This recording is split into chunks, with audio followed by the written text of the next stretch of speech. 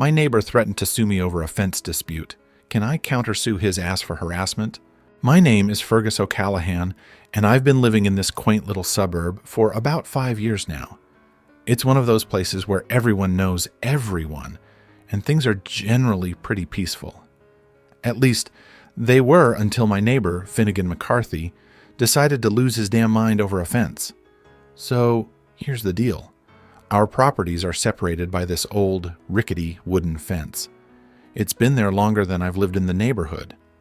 One day, I noticed the fence was starting to lean pretty badly into my yard, so I figured it was time to replace it. I mean, it's a shared fence, right?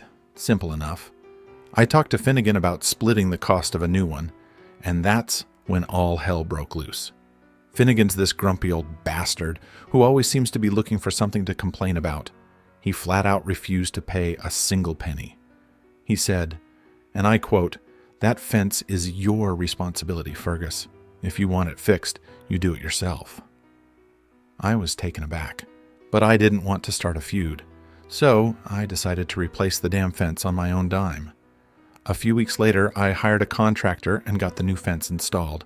I thought that was the end of it. But oh no, Finnegan wasn't done being a colossal pain in my ass. The day after the fence was finished, I came home to find a note stuck to my door. It was from Finnegan, threatening to sue me because the fence was allegedly trespassing on his property by a few inches. A few freaking inches? I couldn't believe it. I mean, who the hell gets this bent out of shape over a few inches of fence? So, I went over to his house to try and talk it out. Big mistake.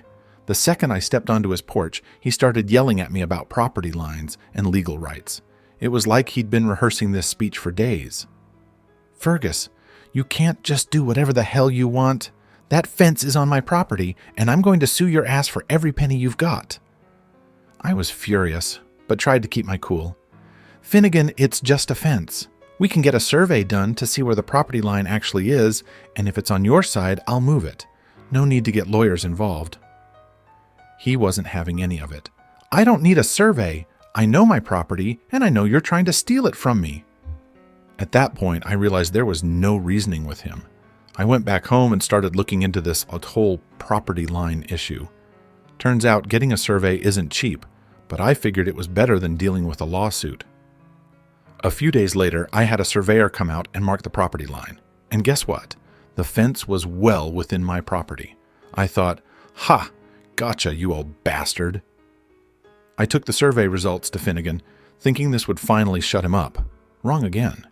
He accused me of bribing the surveyor and said he was going to get his own survey done. Weeks went by, and I heard nothing from Finnegan. I thought maybe he'd finally given up. But nope. One morning, I woke up to the sound of construction in his yard. I looked out the window and saw a crew putting up a massive, ugly, metal fence right next to mine. It was like he was trying to build a damn fortress. I went over to ask what the hell he was doing, and he smugly told me that since my fence was on his property, it wasn't, he was putting up a new one to reclaim his land. At this point, I was beyond pissed. I called the city to report the construction, but they said he had the proper permits, and there was nothing they could do. So there I was, stuck with this hideous eyesore of a fence right next to my nice new wooden one. But then, things got even weirder. I started noticing strange things happening around my house. My mail was going missing, my garbage cans were knocked over, and there were random scratches on my car. I had a pretty good idea who was behind it, but I had no proof.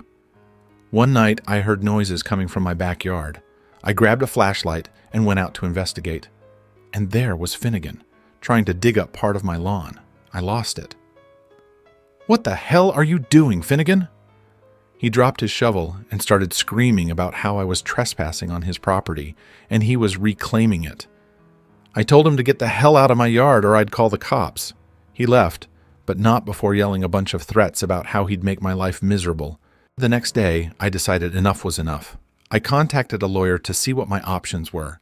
She told me that while Finnegan's lawsuit threats were mostly bluster, I could potentially countersue for harassment given all the crap he'd put me through. She also suggested installing security cameras to catch him in the act. So, I set up a few cameras around my property and waited.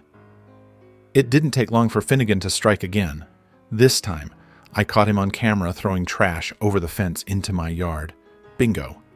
I took the footage to my lawyer, and we started building a case against him. A few days later, Finnegan actually filed a lawsuit against me, claiming I damaged his property and invaded his privacy with the fence. My lawyer was ready, though. We countersued for harassment and presented all the evidence we had: videos, the property survey, and records of his threatening notes. The court date was set, and I was a nervous wreck. I'd never been involved in any legal stuff before, and the thought of going to court made me sick to my stomach. But I was determined to see this through. The day of the trial finally arrived. I walked into the courtroom with my lawyer, feeling like I was about to face off against a supervillain. Finnegan was there with his own lawyer, looking smug as ever. The trial was a roller coaster. Finnegan's lawyer tried to paint me as this reckless, inconsiderate neighbor who'd trampled all over his rights. But when it was our turn, my lawyer laid out all the evidence we had. The judge watched the footage of Finnegan throwing trash into my yard and vandalizing my property. He listened to the surveyor's testimony about the property line. By the end of it, it was pretty clear who the real asshole was. The judge ruled in my favor, dismissing Finnegan's lawsuit and granting me a restraining order against him. He also had to pay for the damages to my property and cover my legal fees. I walked out of that courtroom feeling like a weight had been lifted off my shoulders. Finnegan, on the other hand, looked like he'd just swallowed a lemon. Back home, things finally started to settle down. Finnegan kept to himself, probably because he didn't want to risk violating the restraining order. I didn't see much of him after that, and to be honest, that was just fine by me. So, can I countersue his ass for harassment? You bet I can, and I did. And let me tell you, it felt damn good to finally put that grumpy old bastard in his place.